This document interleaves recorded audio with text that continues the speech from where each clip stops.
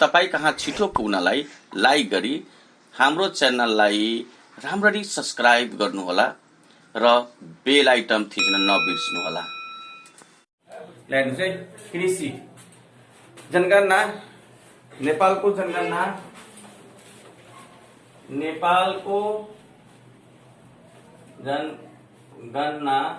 नेपालको जनगणना 2068 को अनुसार लिनुहुन्छ भने, किनभने 2078 कहिले डाटा आएको छैन कृषिहरूको, तर यदि 68 को हिसाबमा लिनुहुन्छ भने 74% जो जनसंख्या छ त्यो नेपालको कृषि पेशामा आबद्ध छन् भने यसको मतलब के मुख्य अर्थव्यवस्था जुन छ मुख्य केमा आधारित छन्? कृषिमा छन्। अर्को तपाईले जान्नु चिन्नु पर्छ रायकर भनेर तपाईले बुझ्नु पर्ने हुन्छ। रायकर भनेको के? जसमा तपाई हामीले मालपोत तिर्ने गर्दछौं त्यसलाई के भन्छौं हामी? रायकर। लसलाई लेख्नु छ भने लेख्नुस्, जसमा मालपोत तिरिन्छ त्यसलाई के भन्छौं हामी? रायकर। अर्को हुन्छ बिर्ता। यस्ता शब्दको एउटा सम्झिराखौं। बिर्ता भनेको के? जसमा कर तिर्नु पर्दैन है, जसमा के गर्नु पर्ने हुँदैन, कर तिर्नु पर्दैन भने त्यसलाई के भन्छौं हामी? बिर्ता भन्छौं। तर बिर्ताको एक्चुअलीमा भन्नुहुन्छ भने कर नतिर्नु किनभने सरकार अथवा के भन्छ हामी त्यसलाई के राष्ट्रका लागि जो उल्लेखनीय काम गरेका छन् तिनीहरूलाई त्यो काम गरे बापत जुन जमिन दिन्थ्यो त्यसलाई के भनिन्थ्यो? बिर्ता। पछि आएर पृथ्वीनारायण शाहपछि कर तिर्नु पर्यो। बिर्तालाई दुई भागमा डिभाइड गरिएको छ। एउटा छ जीवनी बिर्ता, अर्को छ दाइजो बिर्ता। एउटा के छ? जीवनी बिर्ता, अर्को छ दाइजो बिर्ता। जीवनी बिर्ता भनेको के? जसरी राजा अथवा राज परिवारका जुन केही नातेदारहरू छ तिनीहरूलाई जुन दिने बिर्ता थियो त्यसलाई के भनिन्थ्यो? जीवनी बिर्ता भनिन्थ्यो। भने जुन जग्गा छोरी राणाका अथवा राजाहरूका छोरीहरूलाई दाइजोको रूपमा दिने गर्थ्यो त्यस्तोलाई के भनिन्थ्यो? दाइजो बिर्ता भन्ने गरिन्थ्यो। अब हामी गुठी भनेको के? कुनै पनि व्यक्तिले पनि दिन सक्छ, सरकारले पनि दिन सक्छ। के गर्नको लागि? सार्वजनिक कामहरू, जसरी अस्पताल बनाउनको लागि हुन सक्छ, मठ मन्दिर बनाउनको लागि हुन सक्छ, अथवा स्कुल बनाउनको लागि, कलेज बनाउनको लागि जुन जमिन दिने गरिन्छ त्यसलाई के भन्छौँ हामी? गुठी भन्ने गरिन्छ। गुठी पनि दुई किसिमको, राजगुठी र दुनिया गुठी। त्यो पनि छोरो।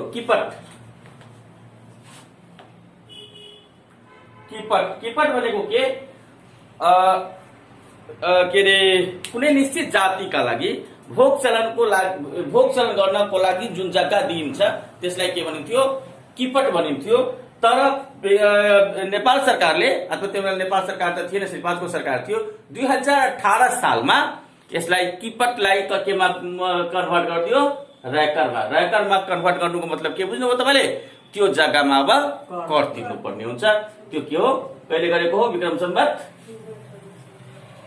सम्वत 2018 सालमा यो जग्गालाई केमा कन्भर्ट गरिदियो? यो जग्गालाई कन्भर्ट गरिदियो रायकरमा है। अब यो शब्दहरू तपाईलाई कृषिमा पढ्नु छ भने जान्नु पर्ने हुन्छ। अर्को हुन्छ कोदाले जस्तो शब्द आउँछ। कोदाले भनेको के? पहाडतिर हुन्छ कोदाले। एकजना कोदालेले एक दिनमा जति खेत खन्न सक्छ त्यसलाई के भन्ने गरिन्छ? कोदाले भन्ने गरिन्छ। भने हले भनेको एकजना हलो जोत्नेले एक दिनमा जति हलो जोत्न सक्छ त्यसलाई के भनिन्छ? हले। पाले भनेपछि त्यसको आधी भागलाई के भन्ने गरिन्छ? पाले। यति तपाईलाई यो खास गरेर पहाडतिरका जमिनहरू, साना जमिनहरू हुन्छ त्यो जमिनहरू नाप्नको लागि प्रयोग गर्ने यो नाप्ने इकाइहरू छ। उतातिर हल्ले, हल्ले, कोदाले, पाले याद राख्नु। हल्ले भनेको लेख्नुहोस् है। हल्ले भनेको एकजना हल्लोले एक दिनमा जोत्ने जग्गा, र पाले भनेको आधी, पाले भनेको आधी।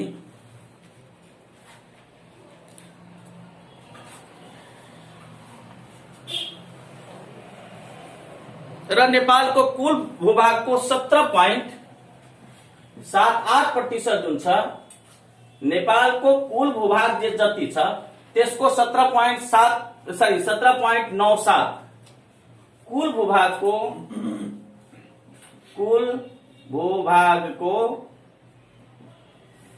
17.97 जुन छ खेती योग्य छ है, कृषि योग्य छ अथवा खेती योग्य छन्, जसमध्ये कृषि योग्य जमिनको कति भूभाग 66 point समथिङ हुन्छ, तर 66 भन्छौँ हामी। 66% भूभागमा सिंचाइ पुगेको छ, सिंचाइ पुगेका। अब यसको मतलब कति भाग बाँकी छ? 36% भूभाग छ जहाँ सिंचाइ पुगेका छैनन्। अब आउनुहोस्, भूमि सुधार ऐन कहिले लागू भएका छन्? भूमि सुधार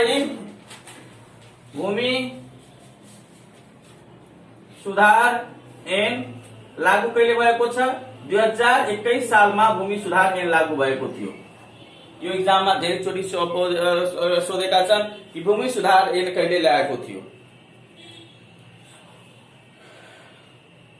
र नेपालमा 10औं योजना र 11औं योजना जुन छ, 10औं योजनालाई कृषि दशकको रूपमा मनाइन्छ। कतौ 10औं र 11औं जुन योजना छ, 11औं योजनालाई कृषि दशकको रूपमा मनाइएको।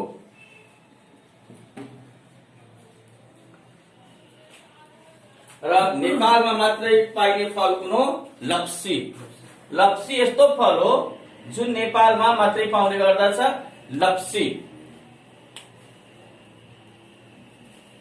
लप्सी जुन छ नेपालमा मात्रै पाइने फल अन्तर्गत पर्दछ। अब आउँदैछौँ हामी केही यसका इन्फर्मेसनहरू लेख्नुस् त। प्रमुख नगदेबाली, नेपालको प्रमुख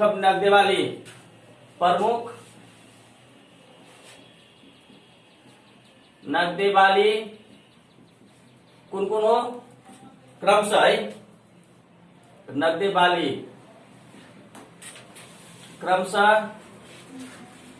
क्रमशःमा लेख्नुस् त। 1 नम्बरमा क्रमशःमा सनपाट, उखु, सुर्ती र तेलहन। सनपाट, उखु, सुर्ती, तेलहन। नगदेबाली त बुझ्नुहुन्छ, जसबाट पैसा कमाउनको लागि हामीले प्रयोग गर्छौं त्यसलाई के भन्छौं हामी? नगदेबाली। जसरी भयो हामीले नगदेबाली, अब उनीहरूले कहिले उपयोग यसलाई गर्छन्? औद्योगिक उद्योगहरूले उपयोग गर्ने गर्दछन्, त्यसबापत हामीलाई पेमेन्ट दिने गर्दछ, पैसा कमाउनलाई हामीले प्रयोग गर्ने गर्दछौं। त सबभन्दा प्रमुख नगदेबालीमा क्रमशः कुन पर्यो? सबभन्दा के अरे सनपाट, यसको मतलब हाम्रो सबभन्दा के अगाडि पर्छन्। अर्को खाद्यान्न बाली, धान, मकै, गहुँ, कोदो र जौ। क्रमशःमा धान, मकै, गहुँ, कोदो, जौ।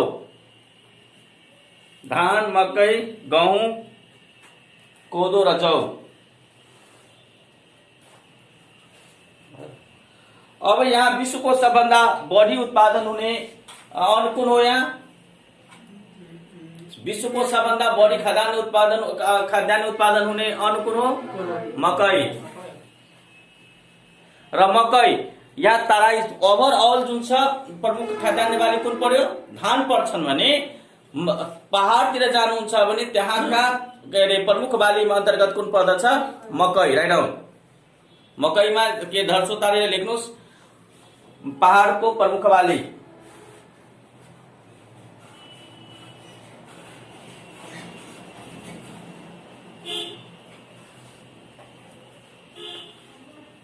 लेख्नु हो। और लप्सीमा एउटा तपाईँ लेखि आउनुहोस्, नेपालको कतिवटा जिल्लामा पाइन्छ यो? 28 वटा जिल्लामा। हजुर, लप्सी जहाँ मैले लेखाएका छौँ त्यहाँ लेख्नुहोस् त। 28 वटा छोटा मैले बिर्सेको त्यहाँ दिए। 28 वटा जिल्लामा पाइन्छ, 28 जिल्लामा पाइने।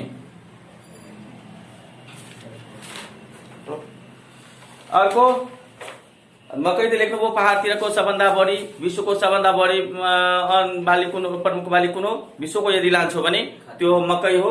हाम्रो नेपालको जुन छ त्यो कुन हो, धान हो। अब आउनुहोस् औद्योगिक बाली त्यही माथिकै जस्तै सनपाट उखु र सुर्ती। औद्योगिक बाली अन्तर्गत सनपाट उखु र सुर्ती। उखु र सुर्ती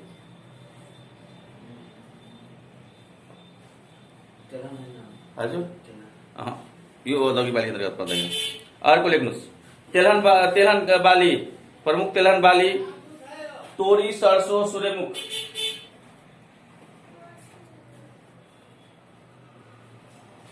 तोरी सरसो सूर्यमुखी सरसो र सूर्यमुखी। अर्को दलहन बाली मसुरो मास रहर। प्रमुख दलहन बाली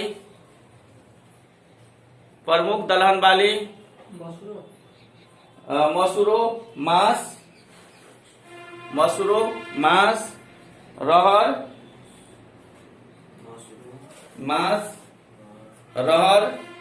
चाना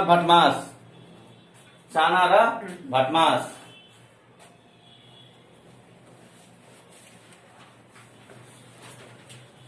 अर्को लेख्नुहोस् नेपालमा कति किसिमका लाली गुराँस पाइन्छ? 32 किसिमका। सबभन्दा ठुलो कहाँ पाइन्छ? बुधबारे इलाममा। बुधबारे इलाम। र सबभन्दा सानो लाली गुराँस रारा दहमा पाइन्छ। बुधबारे इलाममा सबभन्दा ठुलो लाली गुराँस फुल्ने ठाउँ।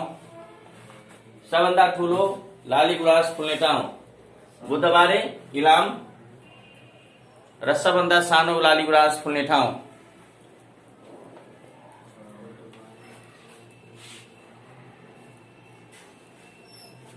सबभन्दा सानो लाली गुराँस फुल्ने ठाउँ रारादह। अर्को लेख्नुहोस्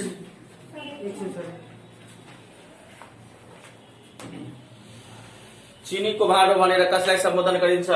क्युबालाई। चिनीको भाँडो हजुर चिनीको भाँडो क्युबा हजुर क्युबा देशको नाम हो। क्युबा देशको नाम हो।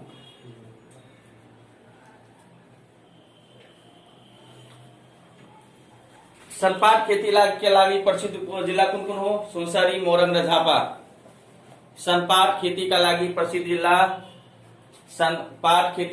प्रसिद्ध जिल्ला सुनसरी मोरङ र झापा। र सनपाटलाई अर्को के नामले चिनिन्छ? वाणिज्यको खैरो कागज। सुनसरी मोरङ र झापा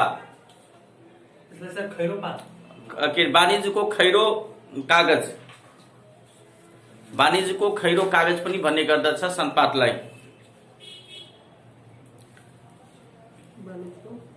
वाणिज्यको खैरो कागज। जुट अब सनपाट भयो। जुटमा लेख्नुहोस् त कहाँ कहाँ पाउँछ? पूर्वी तराईमा जसरी भयो त्यसै अगाडि लेख्नु भएको छ त्यही हो। जुटको लागि प्रसिद्ध त्यही सुनसरी झापा मोरङ र अब एउटा के अरे सुनसरी पनि के अरे सप्तरी पनि बनाइदिनुहोस्। हजुर सप्तरी सुनसरी झापा र मोरङ। कपासको लागि यो कतातिर आयो? पूर्वतिर। हेर्नुहोस् है जुट र सनपाट कतातिर आयो? पूर्वतिर। र कपास जुन छ पश्चिमतिर आउँछ। कपास नेपालको पश्चिमी तराईमा कहाँ?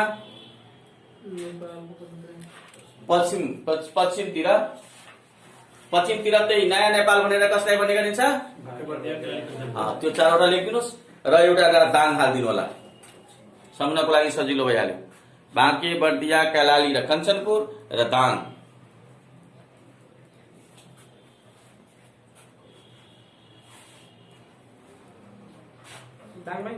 हजुर र रबर खेती नेपालमा कहिलेदेखि सुरु भएको छ?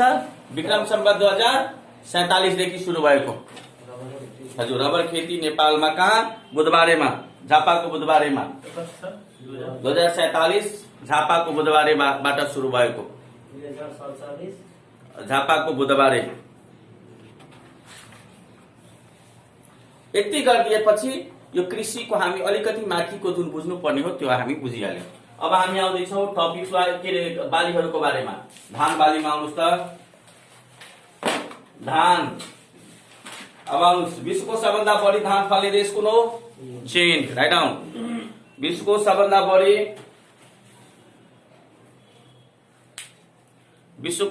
बढी धान फल्ने ठाउँ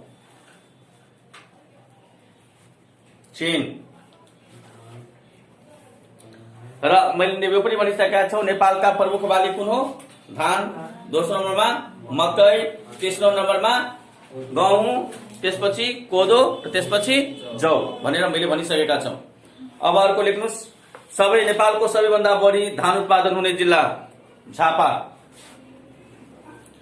विश्वको सबभन्दा उत्पादन हुने कुन भयो? विश्वको सबभन्दा बढी धान उत्पादन हुने ठाउँ कुन भयो? चीन भयो भने सबभन्दा बढी नेपालको सबभन्दा बढी धान उत्पादन हुने जिल्ला झापा। त्यसपछि सबभन्दा कम कहाँ? मुस्ताङ।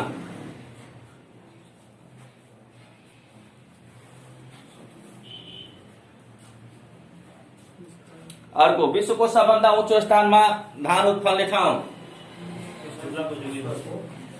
के अरे? विश्वको सबभन्दा उचाइमा धान फल्ने ठाउँ जुम्लाको पटमारा, जुम्ला जिल्लाको पटमाराको लाछु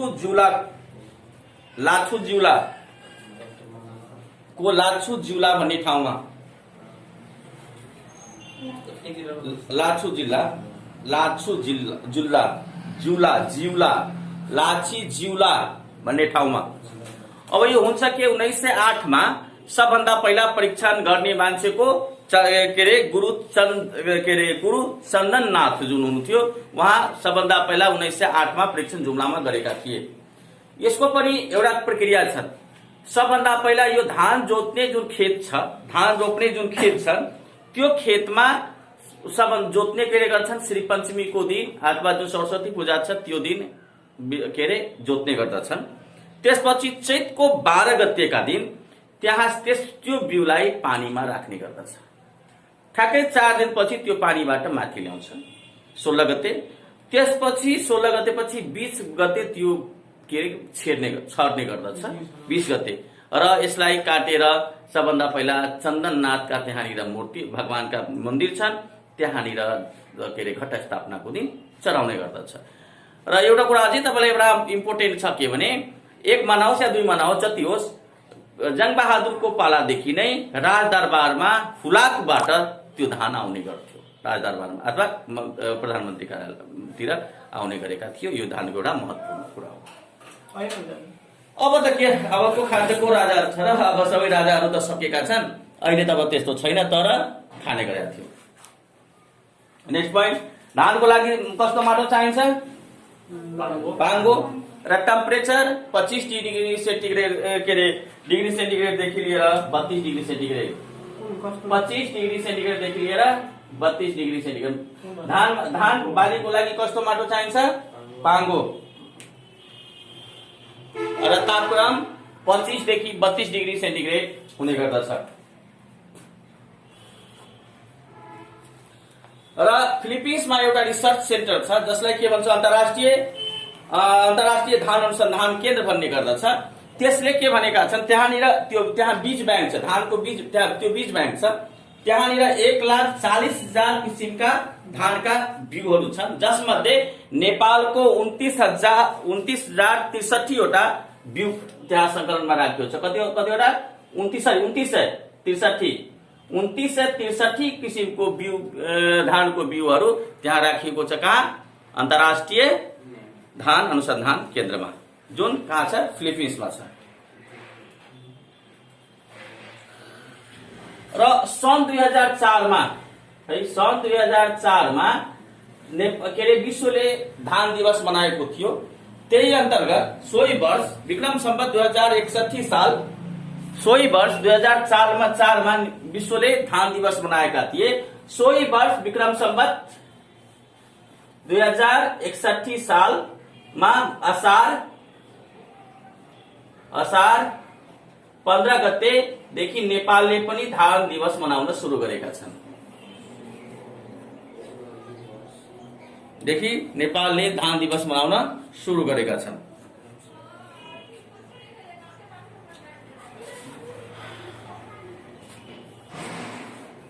नेपालले धान दिवस मनाउन सुरु गरेका छन्। Baby I for your exam. अर्को, अब यो धान खेती हामी यति गरेपछि सक्छ। हामी मकै खेती एउटा पोइन्ट मात्रै लेख्नु पर्छ। त्यो के? मकै खेतीमा नेपालको दोस्रो प्रमुख खाद्यान्न बाली हो भने पहाडको पहिलो खाद्यान्न बाली भनेर त्यहाँ लेखिदिनुस्। र त्यसको जुन झुङ्गा हुन्छ नि त्यसलाई के भन्छ? चुतो भन्छ। चुती।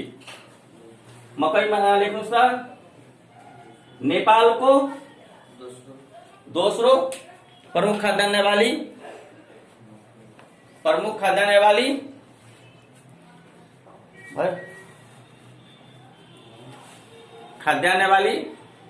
र पहाडको